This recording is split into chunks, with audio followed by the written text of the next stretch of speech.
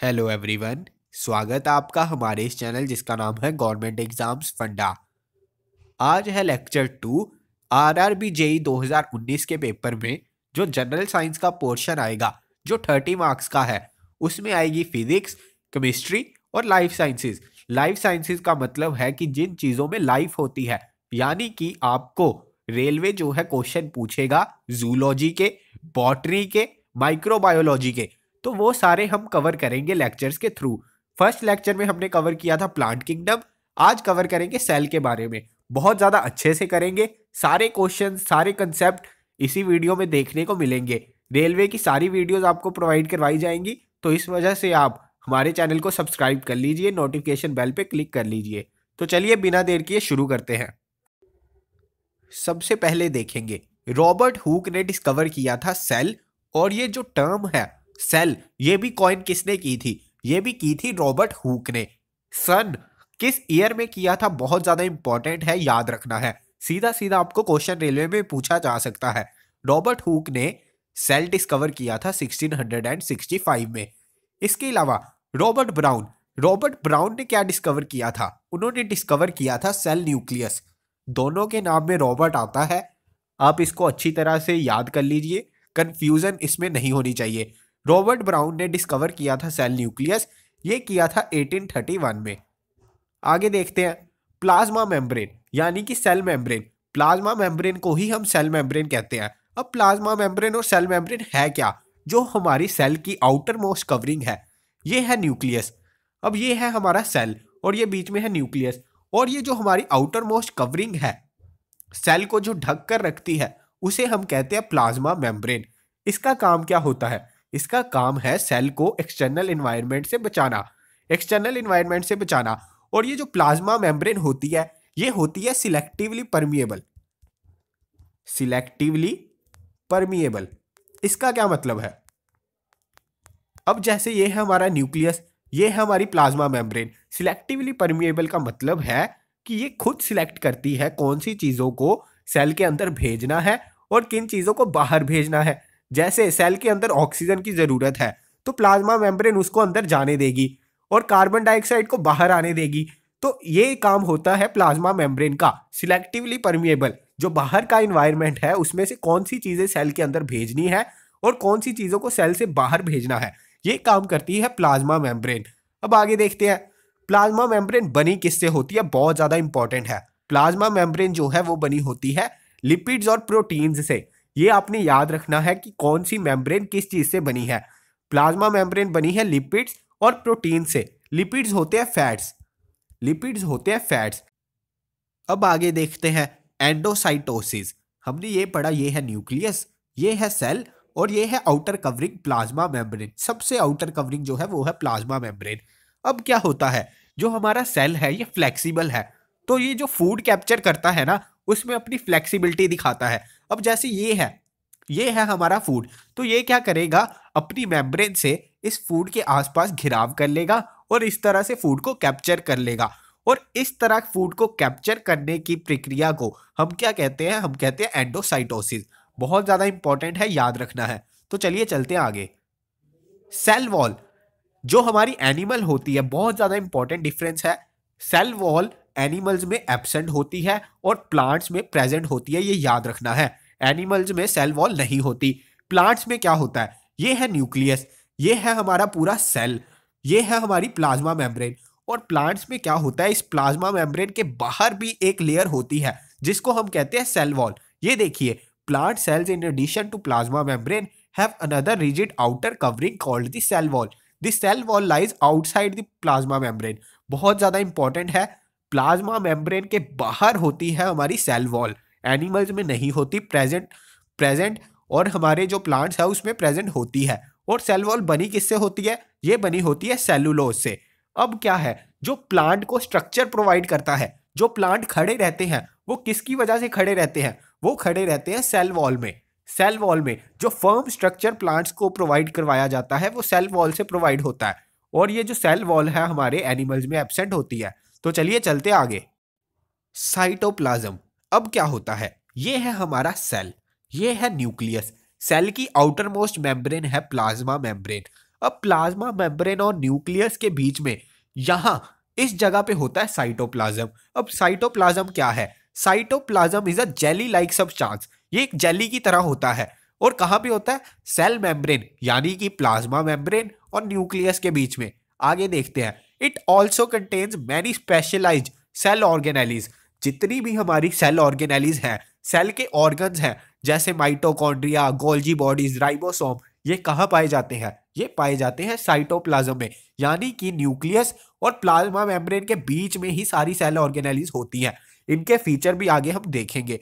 अब आगे देखते हैं, ये जितनी ऑर्गेनेलीज होती हैं इनका एक स्पेसिफिक फंक्शन होता है जो हमें पता होना चाहिए। अब ये सेल ऑर्गेनेलीज जो हैं ये मेम्ब्रेन में इनक्लोज होती हैं। आगे देखते हैं, ये जो सेल मेम्ब्रेन होती है ये वायरस में नहीं होती, वायरस में नहीं होती। इसी की वजह से जो हमारा वायरस होता है नॉन लिविंग होता है। ये आपको पूछा जा सकता है, वायरस लिविंग है या नॉन लिविंग? वायरस होता है नॉन लिविंग, लेकिन वायरस जब ह्यूमन की बॉडी के अंदर आ जाता है तब वो लिविंग बन जाता है। वायरस जब ह्यूमन की बॉडी के अंदर प्रवेश करता है तब वो लिविंग होता है, नहीं तो ओवरऑल वायरस में साइटोप्लाज्म जो हमारी कवरिंग नहीं होती, इस वजह से वायरस होता है हमारा नॉन लिविंग। आगे देखते हैं, अब हमने पढ़ा सेंटर में होता है सेल के न्यूक्लियस। सेल के सेंटर में होता है न्यूक्लियस। अब जो न्यूक्लियस होता है ना, ये कवर्ड होता है, इस पे दो परतें चढ़ी होती हैं, डबल लेयर्ड मेम्ब्रेन, यानी कि न्यूक्लियस जो कवर्ड है वो दो मेम्ब्रेन से कवर्ड होता है। आगे देखते हैं, न्यूक्लियस में जो थ्रेड लाइक स्ट्रक्चर्स होते हैं, जो हमारे क्रोमोसोम्स प्रेजेंट होते हैं, वो कहाँ पे होते हैं? न्यूक्लियस में प्रेजेंट। क्रोमोसोम में हमारा जेनेटिक मटीरियल डीएनए प्रेजेंट होता है, जेनेटिक मटीरियल डीएनए। न्यूक्लियस दो मेम्ब्रेन से कवर्ड होता है, उसके अंदर क्रोमोसोम्स होते हैं, क्रोमोसोम्स में हमारा डीएनए जेनेटिक मटेरियल है। और ह्यूमन में कितने क्रोमोसोम्स हैं? 46, यानी कि 23 pair of chromosomes, 23 pair of chromosomes. इसके अलावा काफी बार प्रोटोप्लाज्म टर्म पूछी जाती है कि प्रोटोप्लाज्म क्या होता है। हमने पढ़ा, ये है न्यूक्लियस, ये है प्लाज्मा मेम्ब्रेन और बीच में है साइटोप्लाज्म। साइटोप्लाज्म और न्यूक्लियस को कलेक्टिवली हम कहते हैं प्रोटोप्लाज्म, याद रखना है। इसके अलावा protoplasm is called the living substance of the cell. Protoplasm को क्या कहते हैं? Living substance of the cell. जो हमारा सेल का जीता जागता पार्ट है वो कौन सा है? प्रोटोप्लाज्म। ये डायरेक्ट क्वेश्चन आपको पूछा जा सकता है, which is called the living substance of the cell. उसका आंसर होगा प्रोटोप्लाज्म। तो चलिए चलते हैं आगे। एंडोप्लाज्मिक रेटिकुलम, ये भी है हमारी एक सेल ऑर्गेनेली। अब इसका फंक्शन जो है बहुत ज़्यादा इंपॉर्टेंट है, याद रखना है। एंडोप्लाज्मिक रेटिकुलम जो है दो तरह का होता है, रफ एंडोप्लाज्मिक रेटिकुलम और स्मूथ एंडोप्लाज्मिक रेटिकुलम। जो हमारे सेल में प्रोटीन की सिंथेसिस होती है, जो प्रोटीन बनता है वो बनता है रफ एंडोप्लाज्मिक रेटिकुलम में। रफ एंडोप्लाज्मिक रेटिकुलम जो है प्रोटीन की सिंथेसिस करता है सेल में। अब जो हमारा स्मूथ एंडोप्लाज्मिक रेटिकुलम है ये सिंथेसिस करता है लिपिड्स की यानी कि फैट्स की सिंथेसिस स्मूथ एंडोप्लाज्मिक रेटिकुलम करता है और प्रोटीन की रफ एंडोप्लाज्मिक रेटिकुलम। बहुत ज्यादा इंपॉर्टेंट है, याद रखना है। गोल्जी अपरेटस, अब जो हमारा गोल्जी अपरेटस है इसका क्या काम है? मैंने आपको बताया है कि एंडोप्लाज्मिक रेटिकुलम ने प्रोटीन की सिंथेसिस की, अब वो उसने प्रोटीन बनाया एंडोप्लाज्मिक रेटिकुलम ने। अब वो टारगेट एरियाज पे, यानी कि जहां जहां प्रोटीन को पहुंचाना है, वो काम कौन करता है? वो करता है गोल्जी अपरेटस। ये भी सेल ऑर्गेनेली है। इसका काम है जो एंडोप्लाज्मिक रेटिकुलम ने प्रोटीन बनाया है उसको टारगेट एरिया तक पहुंचाना। इसी वजह से इसको कहा जाता है traffic police of the cell. Traffic police of the cell, directly question पूछा जा सकता है, traffic police of the cell किसको कहते हैं? ये कहते हैं गोल्जी अपरेटस को। अब आगे देखते हैं, ये देखिए, the material synthesized near the endoplasmic reticulum. Endoplasmic reticulum क्या करता है? प्रोटीन की सिंथेसिस करता है, उसको पैकेट्स में जो है पैक करता है और वो किसके थ्रू भेजता है? वो भेजता है गोल्जी अपरेटस के थ्रू। बहुत ज्यादा इंपॉर्टेंट है। आगे देखिए ये point, the Golgi apparatus is also involve in the formation of lysosome. जो हमारे लाइजोसोम सेल में बनते हैं, लाइजोसोम को हम suicidal bag of the cell भी कहते हैं। वो जो बनते हैं वो कहाँ बनते हैं, किसकी वजह से बनते हैं? वो बनते हैं गोल्जी अपरेटस की वजह से। आगे देखते हैं, लाइजोसोम जो है डिस्पोजल सिस्टम का काम करता है सेल में। जो वेस्ट होता है, जो हमें चीजें सेल के अंदर नहीं चाहिए वो सेल के बाहर फेंकने का काम, डिस्पोज करने का काम वो कौन करता है? लाइजोसोम करता है। इसे क्या कहते हैं? Suicidal bag of the cell भी कहा जाता है। अब क्या होता है? Lysosome help to clean by digesting any foreign material. जितने भी फॉरेन मटेरियल सेल के अंदर आ जाते हैं, अनवांटेड सेल के अंदर आ जाते हैं, लाइजोसोम क्या करता है? उनको डाइजेस्ट करता है। अब लाइजोसोम क्या है? लाइजोसोम एक तरह का बैग होता है। इसको suicidal bag of the cell क्यों कहते हैं? इसके अंदर है वेस्ट मटेरियल। अब अगर ये सेल का बैग फट जाए तो ये क्या करेगा? इसके अंदर एसिड्स भी होंगे, सब कुछ होगा, तो ये क्या करेगा? सेल को डिस्ट्रॉय कर देगा, सेल को खत्म कर देगा, सेल को खा जाएगा। इस वजह से इसको कहते हैं suicidal bag of the cell. और जितने भी चीजें हैं, वेस्ट मटेरियल है, इसको डिस्पोज ऑफ करने का काम कौन करता है? लाइजोसोम।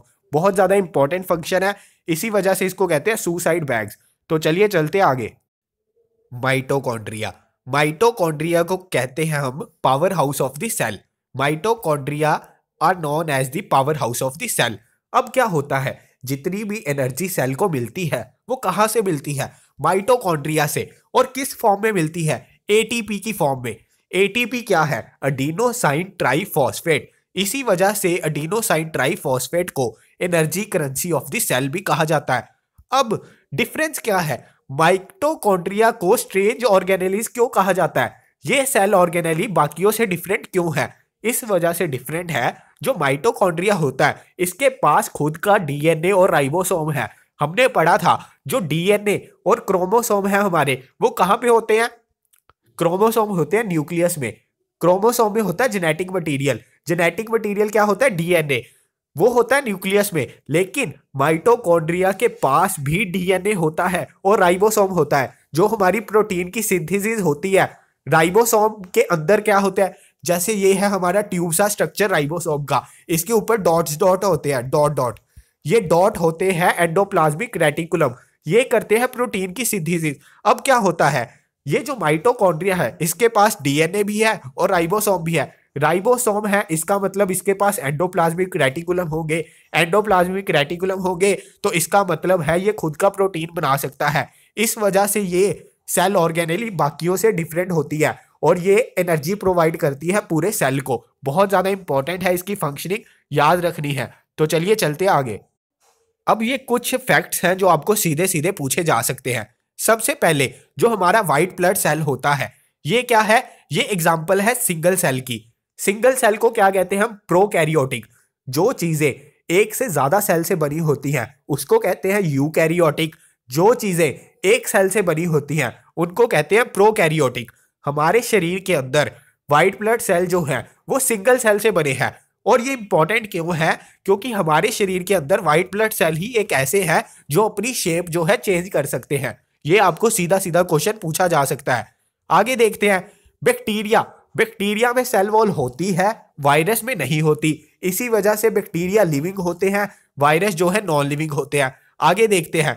जो हमारा एग है, एग के सेंटर में होता है यॉक, जो होता है येलो कलर का। आसपास व्हाइट कलर का होता है अल्ब्यूमिन।